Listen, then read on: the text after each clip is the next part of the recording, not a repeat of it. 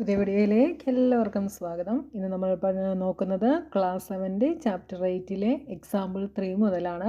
അപ്പോൾ ഇതിനു മുമ്പുള്ള പോർഷൻസ് ഒക്കെ ഞാൻ വീഡിയോസ് അപ്ലോഡ് ചെയ്തിട്ടുണ്ട്. നിങ്ങൾക്ക് വീഡിയോസ് ഇഷ്ടപ്പെട്ടാൽ ചാനൽ സബ്സ്ക്രൈബ് ചെയ്യാനും നിങ്ങളുടെ ഫ്രണ്ട്സിനൊക്കെ ഷെയർ ചെയ്ത് കൊടുക്കാനും മറന്നു പോകരുത്. അപ്പോൾ നമ്മുടെ തേർഡ് എക്സാമ്പിൾ എന്താണെന്ന് നോക്കാം. Leena made 5 cups of tea. She used 1/4 liter of milk for this. അപ്പോൾ ലീന 5 cups ടീ ഉണ്ടാക്കി.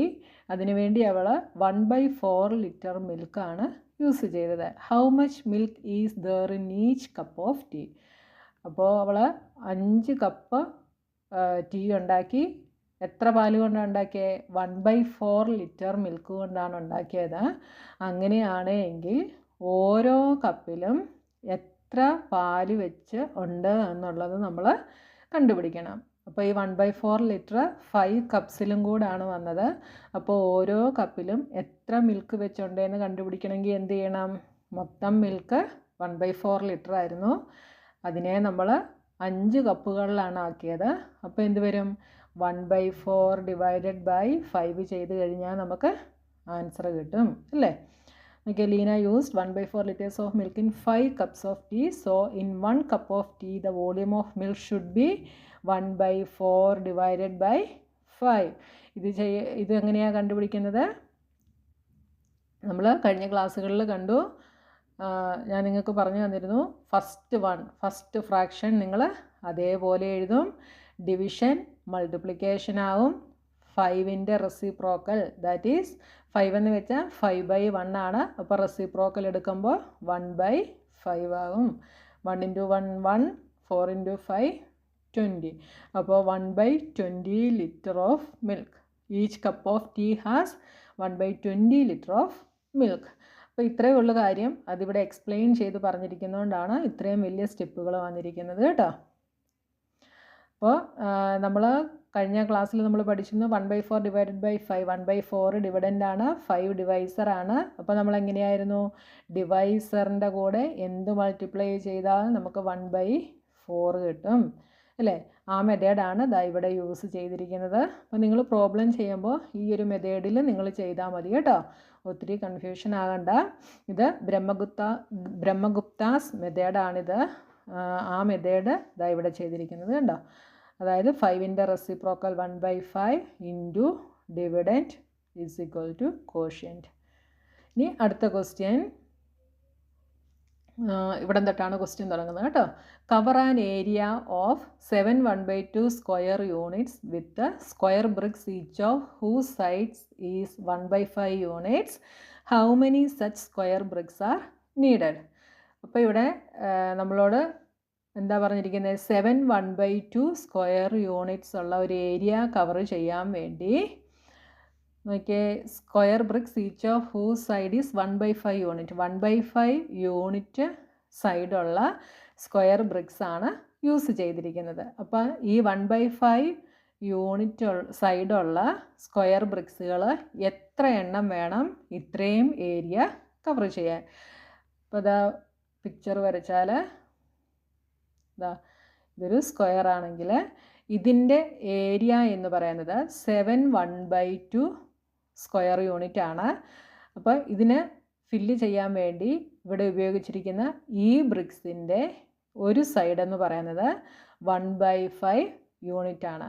അപ്പോൾ ഇതുപോലത്തെ എത്ര ബ്രിക്സുകൾ ഉണ്ടെങ്കിൽ ഈ ഒരു ഏരിയ ഫില്ല് ചെയ്യാനായിട്ട് കഴിയും? അതാണ് ക്വസ്റ്റ്യൻ. അതായത് നമ്പർ ഓഫ് ബ്രിക്സ് നമ്മൾ കണ്ടുപിടിക്കണം.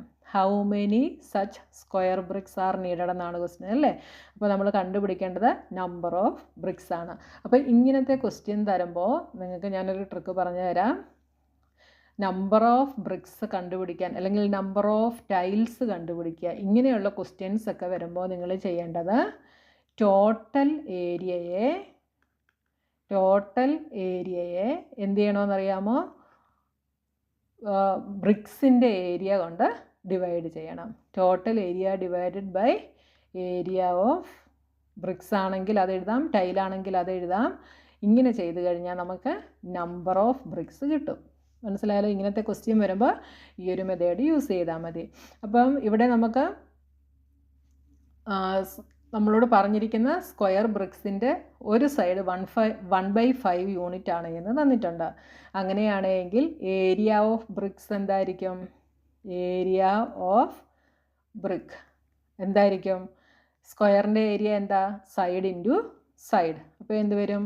1/5 ഇൻറ്റു 1/5. അതാണ് ഇതാ ഇവിടെ തന്നിട്ടുള്ളത്. കണ്ടോ?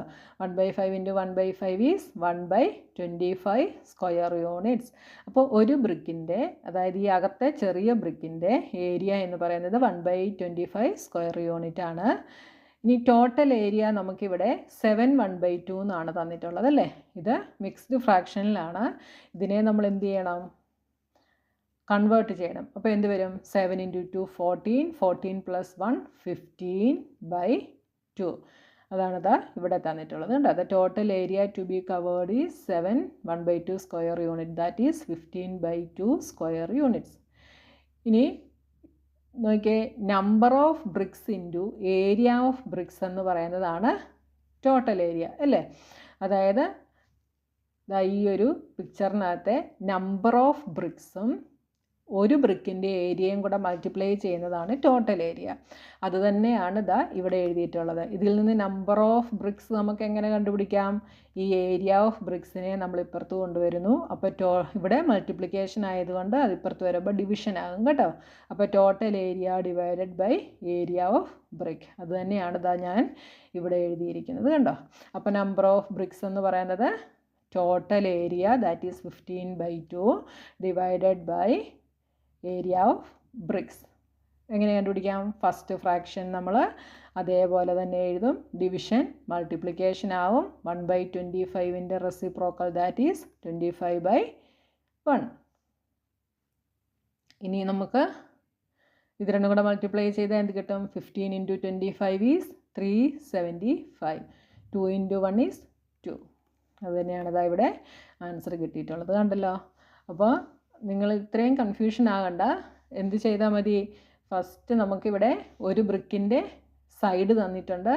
അത് വെച്ചിട്ട് ഏരിയ കണ്ടുപിടിക്കുക. ടോട്ടൽ ഏരിയ നമുക്കിവിടെ തന്നിട്ടുണ്ട്. ഇതിനെ കൺവേർട്ട് ചെയ്ത് ഇംപ്രോപ്പർ ഫ്രാക്ഷനിലോട്ട് മാറ്റുക. എന്നിട്ട് total area divided by area of brick ചെയ്ത് കഴിഞ്ഞാൽ നമ്പർ ഓഫ് ബ്രിക്സ് കിട്ടും. അത്രയേ ഉള്ളൂ കേട്ടോ. അടുത്ത question, 4 fountains fill a cistern. അതായത് സിസ്റ്റേൺ എന്ന് വെച്ച് കഴിഞ്ഞാൽ വാട്ടർ ഫില്ല് ചെയ്ത് വെക്കുന്ന ഒരു ടാങ്ക് കൂട്ടുള്ളതിനെയാണ് നമ്മൾ സിസ്റ്റേൺ എന്ന് പറയുന്നത് കേട്ടോ. അപ്പോൾ സിസ്റ്റേൺ ഫില്ല് ചെയ്യുന്നത് 4 ഫൗണ്ടൻസ് ആണ്. The first fountain can fill the cistern in a day. അപ്പോൾ ആദ്യത്തെ ഫൗണ്ടന് ഒരു ദിവസം കൊണ്ട് സിസ്റ്റേൺ ഫില്ല് ചെയ്യാൻ കഴിയും. The second can fill it in half a day. രണ്ടാമത്തതിന് ഒരു ദിവസത്തിൻ്റെ പാതി കൊണ്ട്, അതായത് ഒരു ദിവസം ഫുള്ള് വേണ്ട, ഒരു ദിവസത്തിൻ്റെ പാതി കൊണ്ട് ഫില്ല് ചെയ്യാൻ കഴിയും. The third can fill it in a quarter of a day. അതായത് മൂന്നാമത്തെ ഫൗണ്ടന് ഒരു ദിവസത്തിൻ്റെ ക്വാർട്ടർ കൊണ്ട് ഫില്ല് ചെയ്യാൻ കഴിയും. അത് ക്വാർട്ടർ എന്ന് വെച്ചാൽ 1/4. ഓക്കെ. അടുത്തത് the fourth can fill the cistern in 1/5 of a day. നാലാമത്തെ ഫൗണ്ടന് ഒരു ദിവസത്തിൻ്റെ 1/5 ടൈം മതി ഫില്ല് ചെയ്യാൻ വേണ്ടി. If they all flow together in how much time will they fill the cistern.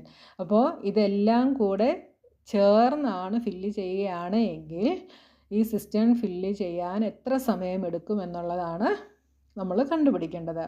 അപ്പോൾ ഇവിടെ സ്റ്റെപ്പ് ബൈ സ്റ്റെപ്പായിട്ട് പറഞ്ഞിട്ടുണ്ട്. നോക്കിയേ, in a day the number of times the first fountain will fill the cistern is 1 divided by 1 is equal to 1. അതായത് first fountain ഒരു ദിവസം കൊണ്ട് fill ചെയ്യും. The second fountain will fill the cistern is 1 divided by 1/2. അതായത് ഒരു ദിവസത്തിൻ്റെ പാതി സമയം കൊണ്ടാണ്. അപ്പോൾ സെക്കൻഡ് ഫൗണ്ടൻ ഫില്ല് ചെയ്യണമെങ്കിൽ എന്ത് വേണം? 1 ഡിവൈഡഡ് ബൈ 1/2. അതെന്ത് വരും? 1 അതുപോലെ എഴുതുന്നു. ഡിവിഷൻ മൾട്ടിപ്ലിക്കേഷൻ ആകുന്നു. 1/2ൻ്റെ റെസിപ്രോക്കൽ, ദാറ്റ് ഈസ് 2/1. അപ്പോൾ എന്ത് വരും? ആൻസർ 2 എന്ന് വരും. അടുത്തത് third fountain will fill the cistern in 1 divided by 1/4. അപ്പോൾ എന്ത് വരും? 1 അതുപോലെ എഴുതുന്നു. ഡിവിഷൻ മൾട്ടിപ്ലിക്കേഷൻ ആകുന്നു. 1/4ൻ്റെ റെസിപ്രോക്കൽ, ദാറ്റ് ഈസ് 4/1. അപ്പോൾ answer is 4. Fourth fountain will fill the cistern is 1 divided by 1/5. അപ്പോൾ 1 into 5/1 is equal to 5. The number of times the 4 fountains together will fill the cistern in a day is എന്തൊക്കെ വരും 1 plus 2 plus 4 plus 5. 2 plus 1 3, 3 plus 4 7, 7 plus 5 12. Thus, the total time needed by the 4 fountains to fill the cistern together is 1/12 days. ഇത്രയും days ആണ് ഇത് മൊത്തം കൂടെ ചേർന്ന് fill ചെയ്യുമ്പോൾ വേണ്ടി വരുന്ന സമയം. ഓക്കെ, അപ്പോൾ ഇന്നത്തെ വീഡിയോ നമുക്ക് ഇത്രയും മതി. ഇനി അടുത്ത പോർഷനുമായി നെക്സ്റ്റ് വീഡിയോയിൽ കാണാം.